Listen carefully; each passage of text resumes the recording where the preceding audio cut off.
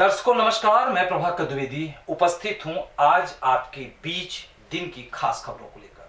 और खास खबर यह है कि आज देश के गृह मंत्री माननीय राजनाथ सिंह 1971 में हुए युद्ध में वीर योद्धाओं को सम्मानित करने के लिए आसाम के गुआ घाटी पहुंचे हैं।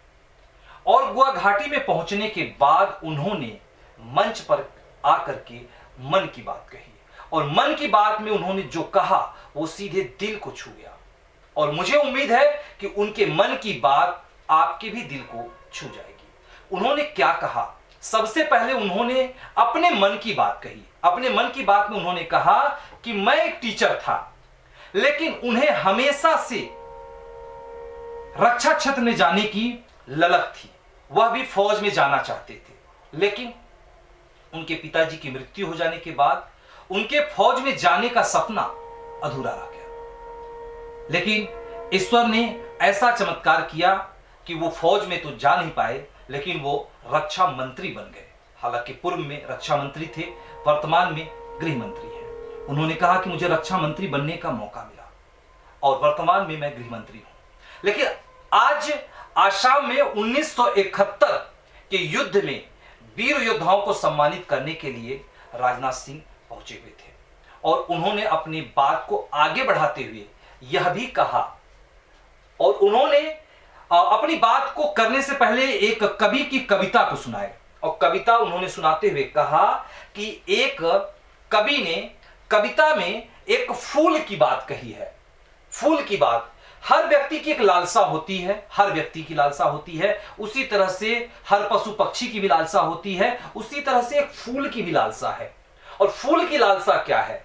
फूल कहता है, माली से कहता है फूल कि मुझे तोड़ लेना ए बनमाली, मुझे तोड़ लेना ए बनमाली, देना उस राहों में फेंक, देना उस राहों में फेंक, जिस राहों में जाते हों शीश कटाने वीर अनेक। जी हां, बहुत अच्छी कविता है ये, और यह कविता दिल को छू जाती है। और जब बात आती है वीर जवानों की, तो ये जो सर है फख्र से ऊंचा हो जाता है। तो आज गृह मंत्री आसाम पहुंचे थे और आसाम पे अपने संबोधन को करते हुए उन्होंने आतंकियों के खिलाफ कार्रवाई करने में साफ साफ उन्होंने कहा कि आतंकियों के खिलाफ कार्रवाई करने में भारत जरा सा भी नहीं हिचकेगा। यह बातें जो है गृह मंत्री राजनाथ सिंह ने कही है। तो आगे हम आपको खबर के बारे में बताते हैं कि गुआ घाटी यानी कि आसाम की धरती गुआ घाटी में 1971 के युद्ध के दिग्गजों का अभिनंदन समारोह था, जिसमें गृह मंत्री राजनाथ सिंह ने सीमा पर आतंकी सरगनाओं को कड़ा संदेश देते हुए कहा कि भारत को निशाना बनाने वाले आतंकियों के खिलाफ कार्रवाई करने में संकोच नहीं किया जाएगा। भारत पहले ही यह संदेश दे चुका है कि आतंकवाद से सख्ती से निपटेगा और हमेशा निपटता रहेगा। मौजूदा वक्त में बांग्लादेश से घुसपैठ बंद हो गई है। पूर्वी सीमा पर शांति और स्थिरता बरकरार है, क्योंकि बांग्लादेश अब मेरा मित्र राष्ट्र है। 1971 के वीरों के सम्मान समारोह में रक्षा मंत्री राजनाथ सिंह ने कहा कि भारत सीमा पार से देश को निशाना बनाने वाले आतंकियों के खिलाफ कार्रवाई करने में अब हम नहीं हिचकेंगे। इस बार इंडो चाइना के टकराव के समय मैंने अपने सेना के शौर्य और पराक्रम को भी देखा है। मेरा भरोसा पक्का हो गया है कि दुनिया की कितनी बड़ी से बड़ी ताकत हो, वह भारत माता के शीश को झुका नहीं सकता है। तो इस तरह से जोशीले अंदाज में आज अपने देश के रक्षा मंत्री दिखाई दिए। राजनाथ सिंह ने कहा कि सरकार देश से आतंकवाद का सफाया करने के लिए काम कर रही है और भारत पहले ही यह संदेश देने में सफलता हासिल कर चुका है कि आतंकवाद से सख्ती से निपटा जाएगा। यदि देश को बाहर से निशाना बनाया जाता है तो हम सीमा पार करने से नहीं हिचकेंगे। भारत ने जिस तरह से पाकिस्तान के लिए स्ट्राइक करके दिखाया, उसी तरह से पश्चिमी सीमा पर जिस तनाव का अनुभव कर रहा है वह पूर्वी सीमा पर मौजूद नहीं है। पूर्वी सीमा पर शांति कायम है क्योंकि बांग्लादेश एक अब मित्र देश है।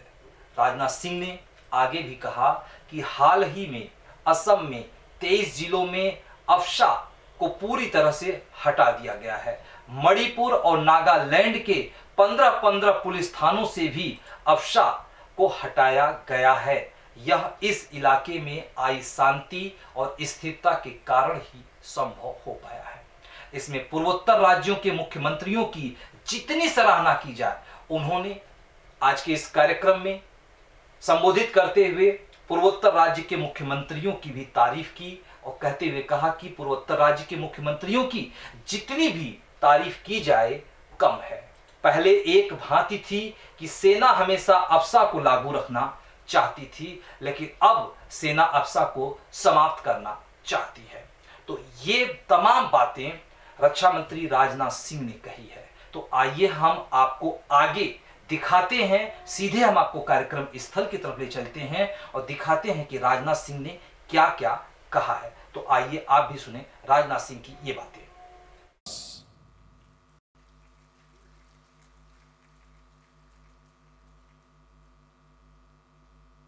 माननीय प्रतिरक्षा मंत्री महोदयक धन्यवाद जनाइछु। माननीय मुख्यमंत्री महोदयको धन्यवाद जनाइछु। कृतज्ञता ज्ञापन पर्वर इमानते सामरणी परिছে। अब मैं हमारे आदरणीय मुख्य अतिथि भारत सरकार के माननीय रक्षा मंत्री श्री राजनाथ सिंह जी से विनम्र अनुरोध करती हूं कि वे कृपया अपना बहुमूल्य भाषण प्रदान करें।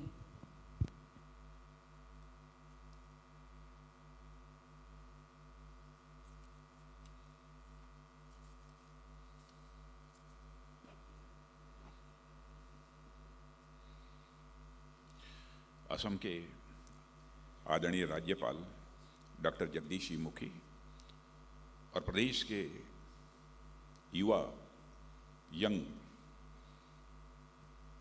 Very dynamic chief minister,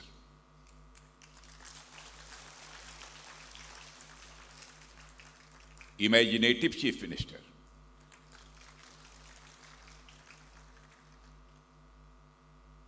and regarding performance, I can say that he is the excellent minister. Doctor Hemant विश्व शर्मा, असम के मुख्य सचिव श्री विष्णु बरुआ जी और बांग्लादेश से पधारे लेफ्टिनेंट कर्नल रिटायर्ड काजी सज्जाद जहीर साहब, air marshal DK. Patnaik ji और लेफ्टिनेंट जनरल राणा प्रताप जी कलिता, बांग्लादेश में मौजूद हाई कमिश्नर दौरे स्वामी जी और वाइस एडमिरल डी.के. त्रिपाठी और मंच पर मौजूद हमारे 1971 के सभी सम्मानित वार वेटरन्स, वीर नारियों और यहाँ मौजूद सरकार के हमारे ऑनरेबल स्पीकर यहाँ बैठे हुए हैं श्री विश्वजीत जी और सरकार के अन्य मंत्रीगण, यक्स सर्विसमैन, देवियों और सज्जनों, मैं समझता हूं कि यहाँ के चीफ मिनिस्टर के बोलने के बाद और जिस पर्पज से यह कार्यक्रम आयोजित किया गया था वह पर्पज पूरा हो गया।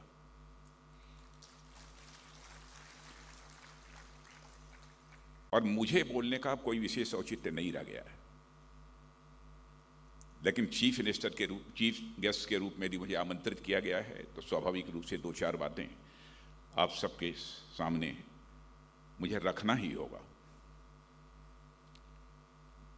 मैं जानता हूं कि असम के लोगों के लिए यह माह एक नव वर्ष के रूप में मनाया जाता है, इसलिए सबसे पहले यही बोहाग महत मोय अपनो अपना लुक नोबो बरखोर हिया भोरा उलोग जाशिलू। मेरा प्रोनाउंसिएशन कितना सही था कितना गलत था आई कांट से, लेकिन कोशिश की है मैंने। और पहले तो मैं कहना चाहूँगा कि असम गवर्नमेंट के द्वारा आयोजित यह कार्यक्रम जो आर्म फोर्सेस वेटरन, जो हमारे 71 वार के वेटरन हैं और वीर नारियों को जो सम्मानित किया है इन्होंने, सचमुच मैं कहना चाहता हूं कि यह मेरे दिल को छू गया है।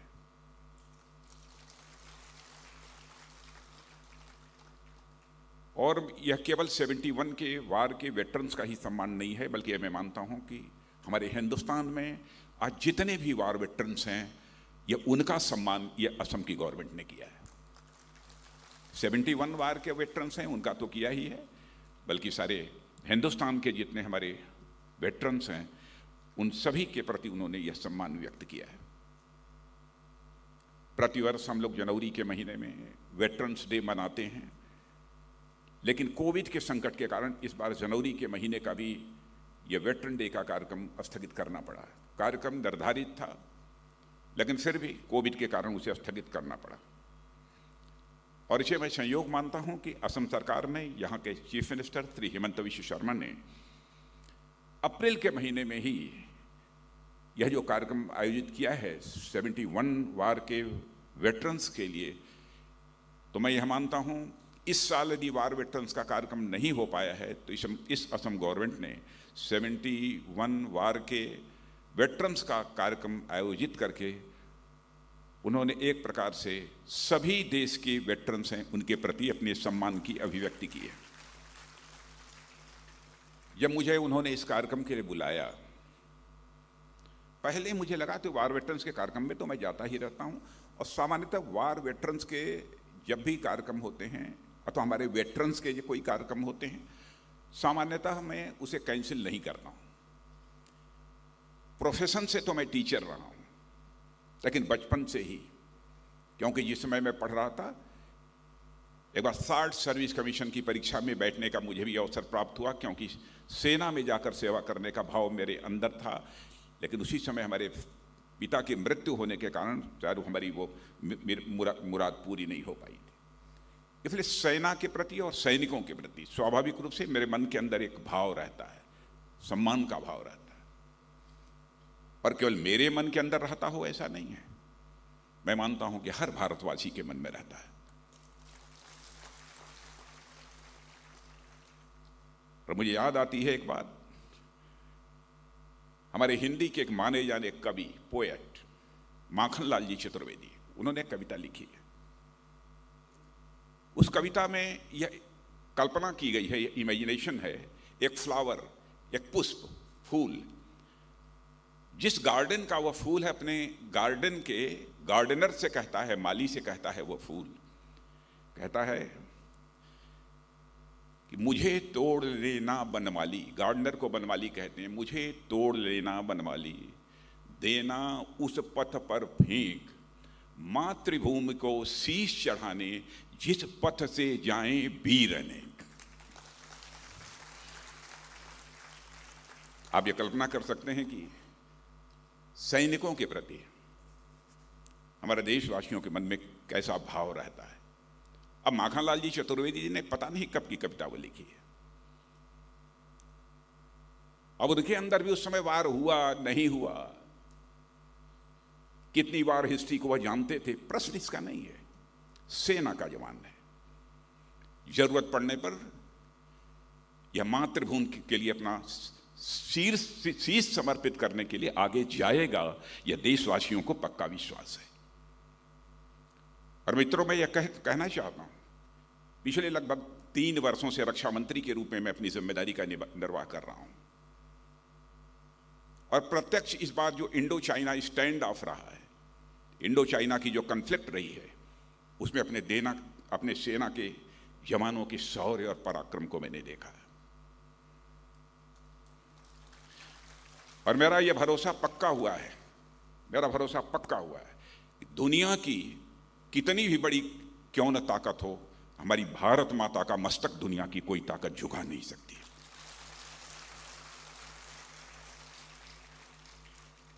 डेमोक्रेसी में विरोधी दल भी होते हैं, मैं सभी विरोधी दलों पर कोई आरोप नहीं लगाना चाहता, लेकिन कुछ लोग ऐसे होते हैं कि जब कभी कुछ ऐसी बातें बोल देते हैं जिससे लगता है कि कहीं ना कहीं हमारे देश की सेना के जवानों के शौर्य और पराक्रम को छोटा करके देखने की कोशिश की जा रही है, तो उस समय सदमा पहुंचता है, ठेस पहुंचती है। मैं गवाह हूं इस बात का, रक्षा मंत्री होने के नाते मैं कहना चाहता हूं, आर्मी चीफ बराबर हमारी बात होती रही है, तीनों हमारे सर्विसेज के चीफ से हमारी लगातार बातचीत होती रही है। क्या डेवलपमेंट चल रहे हैं सीमा के ऊपर, एक एक चीज की जानकारी मुझे प्रतिदिन होती थी। मुझे जो कहना चाहिए मैं कहता था, उन्हें जो करना चाहिए वह करते थे। लेकिन इतना मैं देशवासियों से कहना चाहता हूं इस फोरम से कि हमारे देश की सेना के जवानों ने, तीनों सर्विसेज के जवानों ने हमारे भारत माता का मस्तक ऊंचा किया है।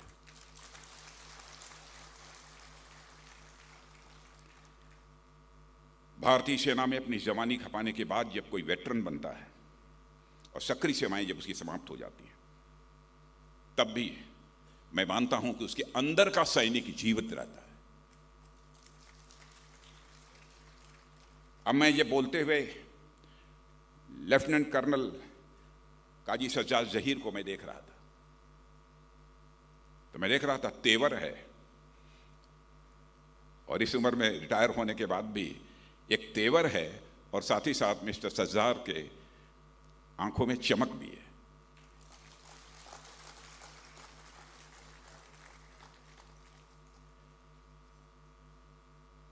और आज तो हमारे सेना में लगभग मोर देन 15 लाख, 15 लाख से अधिक ये जवान हैं, और वेटरन्स की संख्या तो इससे बहुत अधिक है। अच्छा, मुझे जानकारी नहीं थी कि हमारे नॉर्थ ईस्ट में इतने ज़्यादा वेटरन्स हैं। मुझे बताया गया कि अप्रॉक्सीमेटली 40,000, 38 to 40,000 ये हमारे वेटरन्स नॉर्थ ईस्ट में है। यानी बड़ी संख्या में नॉर्थ ईस्ट से लोग सेना में देश सेवा के लिए अपना जीवन समर्पित करने के लिए जाते हैं, भाग लेते हैं। बहुत बड़ी बात है, और मेरा पूरा विश्वास है कि यदि सक्रिय सैनिक भारत की ताकत हैं, तो वहीं पर हमारे जो वेटरन्स बैठे हैं, हमारी जो वीर नारियां हैं, आप हमारी इस इंस्पिरेशन है, आप हमारी प्रेरणा है। यह हमारा सौभाग्य ही नहीं तो इसे और क्या कहा जाए कि हमारे पास कारगिल की लड़ाई लड़ने वाले वीर सैनिक यहां पर मेरी आंखों के सामने प्रत्यक्ष बैठे हुए हैं। 1971 के, तो 1965 की लड़ाई लड़ने वाले भी लोग मुझे बताया गया है कि इस कार्यक्रम में मौजूद हैं। देश की आन बान शान के लिए इन्होंने अपना सर्वस्व न्यौछावर कर दिया है। पिछले दिनों, आज के लगभग 15-20 दिन पहले, जो भारत के डिफेंस सेक्रेटरी रहे हैं बोरा साहब, और हमारे जम्मू कश्मीर के गवर्नर भी रहे हैं, उन्होंने मुझे एक कार्यक्रम में आमंत्रित किया। एक पुस्तक का वहां पर विमोचन करना था। मैं उस पुस्तक का विमोचन करने वहां पहुंचा। स्वाभाविक है, जब सेना से संबंधित कोई काम होता है तो मैं समय निकालकर वहां पहुंचने की कोशिश करता हूं, और मैं गया। वहां पर 1971 की वार में बढ़ चढ़ कर हिस्सा लेने वाले एक जनरल एस.एस. मेहता थे। बहनों भाइयों, जनरल एस.एस. मेहता को लगभग 83 या 84 की एज हो गई होगी। जब खड़े हुए बोलने के लिए तो शरीर भी 83-84 की एज में परमात्मा ने बना रखा है।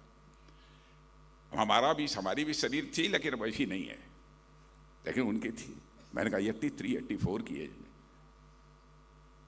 बहनों भाइयों, बोलते समय जब उनका तेवर देखा और उनकी बॉडी लैंग्वेज हमने देखी, मैंने कहा हाँ, क्या भगवान ने बनाया है। जब 83-84 की एज में यह तेवर, यह बॉडी लैंग्वेज है, तो 71 में कैसा रहा होगा।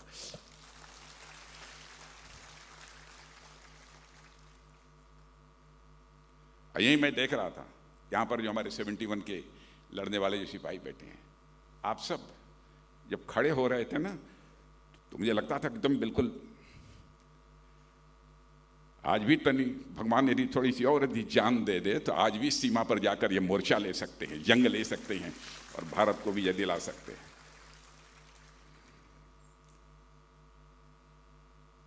भारत इनक्रेडिबल भारत है, अजेय भारत है। और यदि भारत यदि इनक्रेडिबल है, भारत यदि अजेय है, तो भारत की आर्मी भी इनक्रेडिबल है, भारत की सेना भी हमारी अजेय है। जैसा आप जानते हैं कि पिछले वर्ष ही हमने अभी 71 के युद्ध का स्वर्णिम विजय वर्ष बनाया है। इस लड़ाई की क्या विशेषताएं हैं, हमारे आदरणीय राज्यपाल महोदय ने भी आपके समक्ष उस संबंध में चर्चा की है, और इसके पहले हमारे मुख्यमंत्री जी हेमंत विश्व शर्मा जी ने भी उसकी चर्चा की है, इसलिए उस डिटेल में मैं नहीं आना चाहता। 71 वार के कारण जो भारत को स्ट्रेटेजिक एडवांटेज मिला है, रणनीतिक लाभ जो हमको मिला है, मैं इसकी बहुत ही संक्षेप में यहां चर्चा करना चाहूंगा। पाकिस्तान से अलग होकर जो बांग्लादेश बना है, उसका सबसे अधिक लाभ इस देश में यदि किसी को मिला है तो नॉर्थ ईस्ट को मिला है, सबसे अधिक लाभ मिला है। क्योंकि सीमा पर जिस तरीके का तनाव वेस्टर्न फ्रंट पर आज हमको देखने को मिलता है, वह कभी भी अब भारत और बांग्लादेश की सीमा पर हमको तनाव कभी देखने को नहीं मिलता, क्योंकि बांग्लादेश हमारी फ्रेंडली कंट्री है। इनफिल्ट्रेशन की भी प्रॉब्लम्स हमारे से बनी रहती थी, उसमें भी काफी अब लगभग समाप्त हो गई है। भारत और बांग्लादेश की सीमा पर शांति है, स्थिरता है, और मैं मानता हूं यह संभव हो पाया है तो केंद्र राज्य सरकारों के बीच जो रेपो है, जो तालमेल है, उसके कारण यह संभव हो पाया है। और हमारा नॉर्थ ईस्ट पहले के कंपैरिजन में मैं कह सकता हूं कि तेजी के साथ विकास के पथ पर आगे बढ़ रहा है, डेवलपमेंट के रास्ते पर नॉर्थ ईस्ट तेजी के साथ आगे बढ़ रहा है। जब मैं भारत का गृह मंत्री था इसके पहले, तब मुझे याद है कि मेघालय और अरुणाचल में armed forces special power act जो लगा हुआ था, जब मैं जाता था लोगों की मांग होती थी कि साहब armed forces special power act अब समाप्त किया जाना चाहिए। उस समय समाप्त किया था। और इस बार जो हमारे अमित जी गृह मंत्री बने हैं,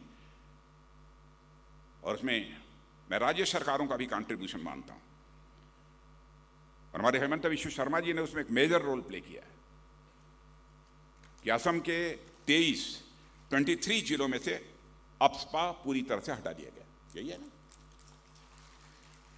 और मणिपुर और नागालैंड के भी 15 ऐसे वो पुलिस स्टेशन हैं जहां से भी हटा लिया गया है। और यह जो अप्सपा हटाया जा रहा है, मैं समझता हूं कि नॉर्थ ईस्ट में ड्यूरेबल पीस और स्टेबिलिटी जो आ रही है, उसी के कारण ये अप्सपा हटाने की स्थिति पैदा हुई है।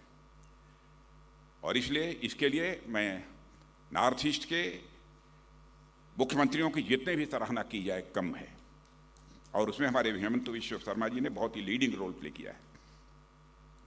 मैं जानता हूं, कभी मैं क्षेत्रों में जाता था तो लोग जैसे लगता था, कुछ लोगों का परसेप्शन बन गया था कि सेना चाहती है, आर्मी चाहती है कि armed forces special power act यह बिल्कुल इम्पोज्ड रहना चाहिए।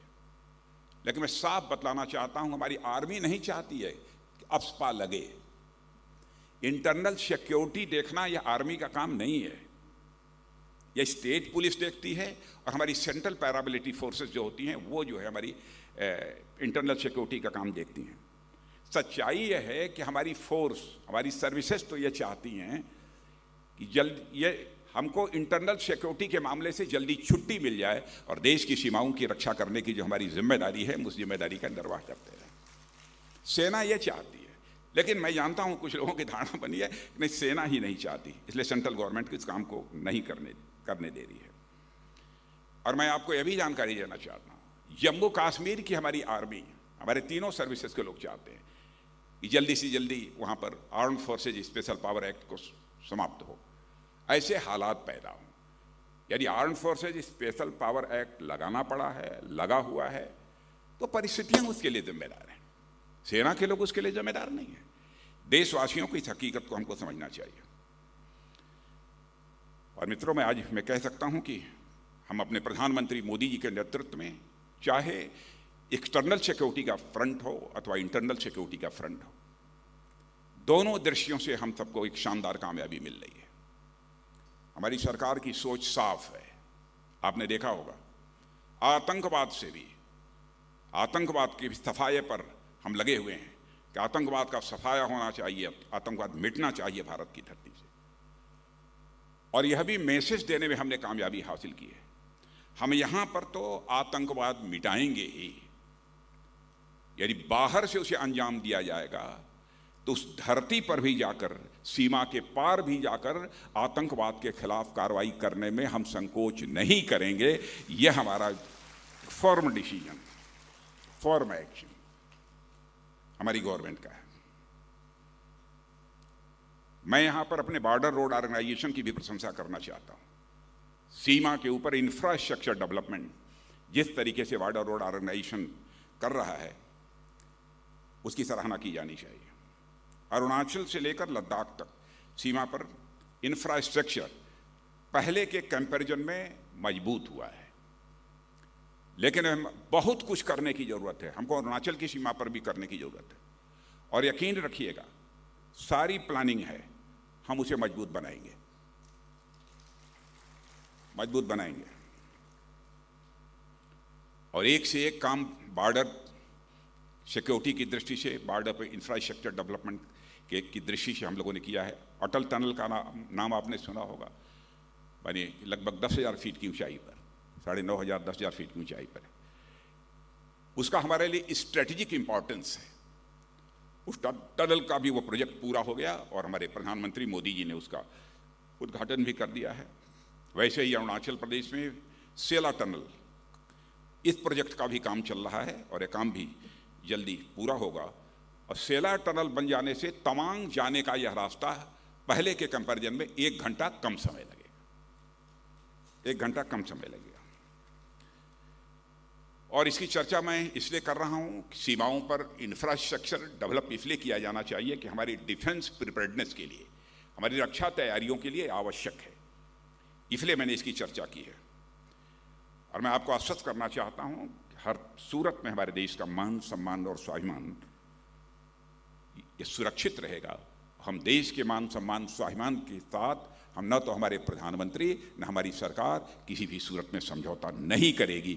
मैं इस देशवासियों को पूरी तरह से विश्वास दिलाना चाहता हूं।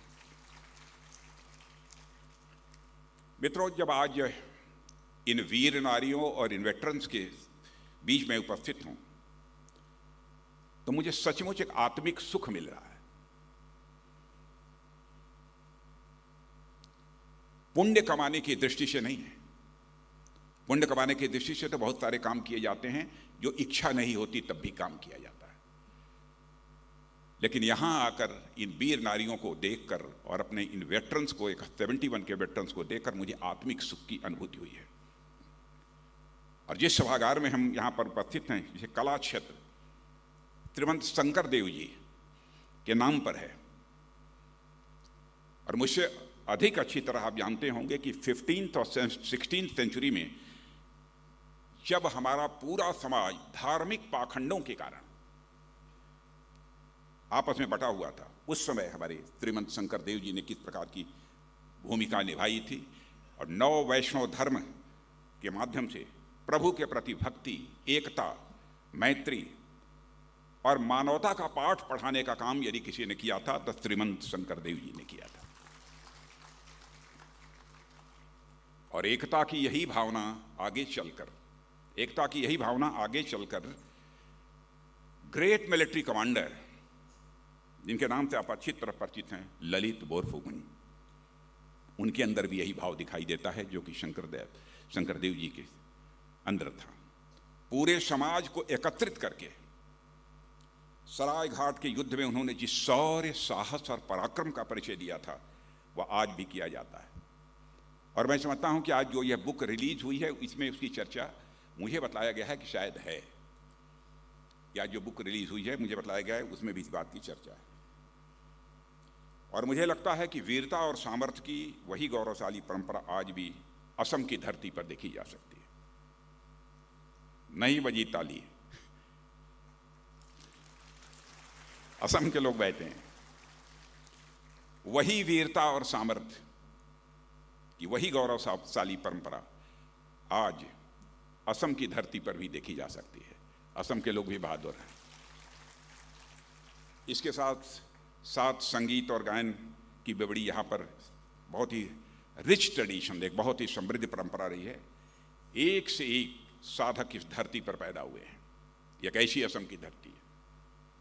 भारत रत्न श्री गोपीनाथ बरदोली, साहित्य रथी श्री लक्ष्मीनाथ बेजबरुआ जैसे एक से एक महान व्यक्तित्व इस धरती ने दिए हैं। असम की धरती सचमुच अद्भुत है, जिन्होंने केवल असम का और भारत का नाम ही नहीं रोशन किया है, बल्कि पूरी दुनिया में भारत का नाम रोशन किया है। यह सब ऐसी हस्तियां हैं। मां कामाख्या के मंदिर के बारे में तो मुझे कुछ कहने की जरूरत नहीं है। और मैं पुनः एक बार यहाँ के योग्य मुख्यमंत्री, कर्मठ मुख्यमंत्री, इमेजिनेटिव मुख्यमंत्री हेमंत बिश्व शर्मा को पुनः मैं बधाई देना चाहता हूं। अल्प समय में जिस तरीके से असम का कॉम्प्रिहेंसिव डेवलपमेंट करने का, एक समग्र विकास करने का जो सिलसिला उन्होंने प्रारंभ किया, और समाज में हार्मोनी, समाज में समरसता, और 1971 के युद्ध से हमको प्रेरणा लेनी चाहिए। बहनों भाइयों, एक से एक कमांडर थे। मैं यहाँ पर सबका नाम बहुत विस्तार में जाकर लेने की मैं आवश्यकता नहीं समझता हूँ। भिन्न भिन्न जातियों को, भिन्न भिन्न मजहब के लोग थे, बहुत डिफरेंट रिलीजन्स के, सबने एकजुट होकर भारत माता की रक्षा की है। असम की यह सोशल हार्मनी किसी भी सूरत में टूटनी नहीं चाहिए। यह हर बच्चे की जिम्मेदारी बनती है जो कि असम की धरती पर खेल कूद कर बड़ा हुआ है और असमिया माँ की कोख से पैदा हुआ है। सोशल हार्मनी किसी भी सूरत में इस देश की टूटनी नहीं चाहिए। मैं आप सभी लोगों से यह मैं अपील करना चाहता हूं। साथियों, हम सबका प्रयास रहता है, हमारे प्रधानमंत्री जी का भी यह प्रयास रहता है कि बराबर हम वेटरन्स के लिए कुछ न कुछ करें। मैं जानता हूं कि आप लोगों ने जो सेवाएं इस देश को दी हैं, हमारे पूर्व सैनिकों ने, उसकी कीमत नहीं लगाई जा सकती। फिर भी सरकार का भी उनके प्रति कुछ कर्तव्य बनता है कि उनकी वह देखभाल करे। कुछ जो उनकी जिम्मेदारियां हैं, उन जिम्मेदारियों का एहसास उस सरकार को है। और मैं मानता हूं कि हमारे वेटरन्स भी आज हमारे देश के इंपॉर्टेंट एसेट हैं, मैं मानता हूं। और मातृभूमि की सेवा में जो आप लोगों ने त्याग किया है, बलिदान किया है, दिया है, उसकी कीमत नहीं चुकाई जा सकती है, यह भी मैं जानता हूं। लेकिन फिर भी गवर्नमेंट अपनी तरफ से कुछ जिम्मेदारियों का जो निर्वाह कर सकती थी वह करने की कोशिश की है। मैं कुछ चीज़ों की मैं चर्चा करना चाहूँगा। कुछ बातें तो वो जो कि 1 रैंक 1 पेंशन की चर्चा हमारे आदरणीय गवर्नर महोदय ने की है, उसके बारे में मुझे कुछ नहीं कहना है। हमारे प्रधानमंत्री ने जो अपने दायित्व का निर्वहन करना चाहिए सेना के प्रति, उसको किया है। रक्षा मंत्रालय का दायित्व संभालने के बाद कुछ काम मैंने भी, बहुत बड़े काम तो नहीं कहूँगा, लेकिन करने की कोशिश की है। वो कितना फ्रूटफुल होगा, कितनी कामयाबी मिलेगी, वो उसके बारे में बहुत कुछ नहीं कह सकता। पिछले साल हमने एक ऑनलाइन पोर्टल की शुरुआत की है, जिसके माध्यम से हमारे सैनिक भाई कुछ कॉस्टली आइटम जैसे कार, फ्रिज, टीवी भी CSD से ऑनलाइन मंगा सकेंगे। इसकी व्यवस्था इसमें थोड़ा सा सुधार करके किया है। अब उन्हें बहुत जहमत उठाने की ज़रूरत नहीं पड़ेगी। कुछ लोगों ने कहा कि साहब बहुत सारे हमारे ऐसे वेटरन्स हैं जो कम पढ़े लिखे हैं, चीज़ों को नहीं समझ पाते या कंप्यूटर चलाना नहीं जानते। अरे मैंने कहा वो न जानते होंगे लेकिन उनका ग्रैंडसन जानता होगा। वो भले ही नहीं जानते होंगे लेकिन उनका ग्रैंडसन जानता होगा। साथियों, सैनिक के सम्मान और कल्याण के लिए मैंने कहा कि हमारी सरकार पूरी तरह से प्रतिबद्ध है। और 2006 से पहले एक मामला था जो मेरे संज्ञान में लाया गया था, मेरी जानकारी में, कि 2006 से पहले जो रिटायर हुए हवलदार, जिनको कि नायब सूबेदार के रैंक में रिवाइज्ड पेंशन का लाभ नहीं मिल पाता था, मैंने मंत्रालय को नई व्यवस्था बनाने को कहा और फरवरी 2020 में ऑर्डर हो गया। अब प्री 2006 में रिटायर्ड हवलदार जिनको ऑनरेरी नायक सूबेदार का रैंक मिला, उन्हें भी रिवाइज्ड पेंशन का अब लाभ मिल रहा है। और ऐसे करीब 75,250 ऑनरेरी नायब सूबेदारों को इसका लाभ मिल रहा है। शार्ट सर्विस कमीशन के माध्यम से सेना में आए अधिकारियों की शिकायत थी सेना की सेवा समाप्त होने के बाद उन्हें रैंक लगाने की इजाजत नहीं थी।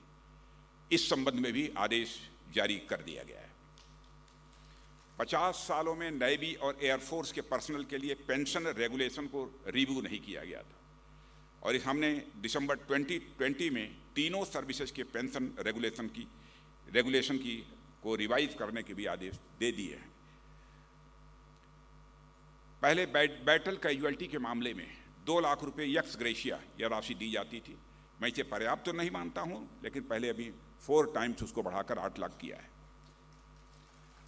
पूर्व सैनिकों की पेंशन से जुड़े मामले जो पहले बहुत इधर उधर लटके भटके अटके रहते थे, उनका सब हल नहीं होता था, तो इसके समाधान के लिए एक डेडिकेटेड पेंशन ग्रीवेंसेस सेल ये हमारे यहाँ मौजूद है, और 97% मामलों का सफलतापूर्वक इस समय निस्तारण हो रहा है या उनका समाधान निकल रहा है। पूर्व सैनिक के परिवारों को ECHS माने ex service man contributory health scheme की सुविधा बड़े पैमाने पर बढ़ाई गई है, और अब यह सुविधा वर्ल्ड वार सेकंड के वेटरन्स, इमरजेंसी कमीशन ऑफिसर्स के साथ साथ 60 सर्विस कमीशन के अधिकारियों को भी अब दी जा रही है। कई रिफॉर्म्स भी हम लोगों ने किए हैं डिफेंस के क्षेत्र में। ऑर्डिनेंस फैक्ट्री बोर्ड की लगभग 41-42 फैक्ट्रियाँ थी, सबको मिला जुलाकर 7 हम लोगों ने डिफेंस पब्लिक सेक्टर अंडरटेकिंग्स बना दी हैं। एक रिफॉर्म ये हुआ है। एक काम और तय किया है, पहले जो हथियार, प्लेटफॉर्म, टैंक, बहुत सारी चीज़ें हम जो बाहर से मंगाते थे, हम लोगों ने तय किया है कि अब हमें भारत को सेल्फ रिलायंट बनाना है, भारत को हमको आत्मनिर्भर बनाना है। अब हम दुनिया के दूसरे देशों से बहुत ले चुके, इसलिए जो कैपिटल बजट हमारा होता है, कैपिटल बजट जो होता है अप्रॉक्सीमेटली 85,000 था पिछले वर्ष का, हम लोगों ने तय किया कि इसका 68% कैपिटल बजट का हम केवल देश में देशवासियों के द्वारा अथवा विदेशियों के द्वारा भी हमारे देश में जो सामान बनाया जाएगा हम उसे ही खरीदें, यह हम लोगों ने कहा। और यह भी तय कर दिया है प्राइवेट इंडस्ट्रीज को भी हम बढ़ावा देना चाहते हैं। यह नहीं कि सरकारी जो हमारी पब्लिक सेक्टर अंडरटेकिंग्स हैं उन्हीं को हम प्रमोट करना चाहते हैं। हमने तय कर दिया है कि जो हमारा 68% इंडिजनाइजेशन के लिए इंडिजनाइज्ड आइटम्स खरीदने पर हमने रखा है, इसका 25% केवल प्राइवेट इंडस्ट्री से बना हुआ सामान खरीदा जाएगा, क्योंकि मैं जानता हूं कि प्राइवेट क्षेत्रों में भी बहुत सारे इस देश के स्किल्ड, सेमी स्किल्ड, अनस्किल्ड नौजवानों को रोजगार मिला हुआ है। और आपको जानकर खुशी होगी कि यह सब निर्णय लेने का हम लोगों का परिणाम क्या हुआ है कि डिफेंस एक्सपोर्ट्स में अब हम एक्सपोर्ट भी करने लगे हैं। पहले इंपोर्ट करने में नंबर 1 थे, आज हम डिफेंस एक्सपोर्ट में दुनिया के 25 देशों की कतार में आकर खड़े हो गए। और डिफेंस एक्सपोर्ट में अप्रॉक्सीमेटली 334% की वृद्धि हुई है, और हमारा लक्ष्य है 24-25 में हम 35,000 करोड़ का एक्सपोर्ट हम दुनिया के देशों को करें। और मैं कह सकता हूं कि डिफेंस मैन्युफैक्चरिंग में आने वाले डिकेड में हमारा यह देश, यह डिकेड, यह जो दशक होगा, एक रोरिंग 20s के नाम से जाना जाएगा, ऐसा मेरा विश्वास है। बहन भाइयों, इस अवसर पर मैं समझता हूं कुछ ज्यादा कहने की जरूरत नहीं है। मैं याद दिलाना चाहता हूं, नाम लेना चाहूंगा जनरल मानिक शाह का। क्या हार्मनी थी, क्या आज हार्मनी आज भी है हमारी सेना, उससे हम लोगों को सीखना चाहिए। पूरी जंग की कमान संभालने वाले जनरल मानिक शाह थे, वह पारसी थे। चर्चा नहीं करनी चाहिए, लेकिन फिर भी मैं करता हूं, देशवासियों के लिए आवश्यक है। उसमें एयरफोर्स के चीफ PC लाल हिंदू थे। नॉर्दर्न सेक्टर में उस समय तैनात मार्शल लतीफ मुस्लिम थे, और इसी इलाके के ईस्टर्न कमांड में तैनात लेफ्टिनेंट जनरल जगदीश अरोड़ा एक सिख थे। हमें ध्यान नहीं आता, क्योंकि सैनिक वर्दी पहनने के बाद सिर्फ एक ही पहचान रखते हैं, सैनिक की पहचान रखते हैं। और साथियों, मैं आपसे भी और देशवासियों से भी मैं अपील करना चाहता हूं, हम देशवासियों को भी अपने सैनिकों की तरह ही इसी निष्ठा और इसी कर्तव्य भाव का अनुकरण करने की जरूरत है, उसी को हमको फॉलो करने की जरूरत है। हम सबको अपने देश के एक ईमानदार सैनिक के रूप में भी अपनी भूमिका का निर्वाह करने की आवश्यकता है। आज हमारे देश की सीमा को सुरक्षित रखने की जिम्मेदारी हमारे देश के सैनिक निभा रहे हैं, लेकिन इस देश की एकता, अखंडता और भाईचारा यानी ब्रदरहुड को बनाए रखने की जिम्मेदारी यदि किसी के ऊपर है तो हमारे और आपके ऊपर है। सीमाओं की रक्षा तो वह कर रहे हैं, लेकिन ब्रदरहुड, एकता, अखंडता और भाईचारे को बनाकर रखने की जिम्मेदारी यदि किसी की है, हमारी और आपकी है। हमें अपनी भी जिम्मेदारी को समझना पड़ेगा। अंत में और कुछ न कहते हुए मैं पुनः असम की सरकार और विशेष रूप से मुख्यमंत्री हेमंत बिश्व शर्मा जी, लोग कहेंगे कि हेमंत जी की बहुत तारीफ कर रहे हैं। मैं जल्दी तारीफ करता नहीं।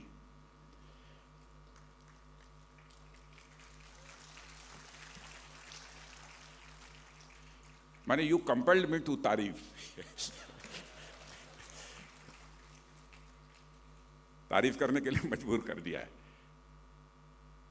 और मैं समझता हूं कि जो कुछ भी असम की सरकार ने हेमंत बिश्व शर्मा के नेतृत्व में किया है, इसको हिंदुस्तान के अन्य राज्यों के लोग भी इसे फॉलो करेंगे, मेरा विश्वास है।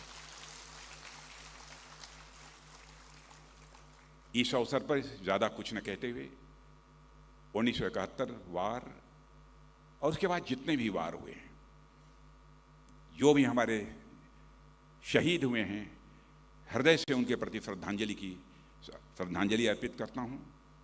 और जो वेटरन हैं इस समय, उनके प्रति मैं सम्मान व्यक्त करता हूं। और हमारे 1971 वार की जो वीर नारियां और वीर पुरुष यहाँ पर वेटरन्स हमारे मौजूद हैं, पुनः शीश झुकाकर आप सभी के प्रति सम्मान और आदर व्यक्त करते हुए यहीं पर अपना निवेदन समाप्त करता हूं। आपके ज्ञानवर्धक शब्दों के लिए धन्यवाद महोदय। देवियों और सज्जनों, अब हम राष्ट्रगान के साथ इस भव्य समारोह का समापन करेंगे।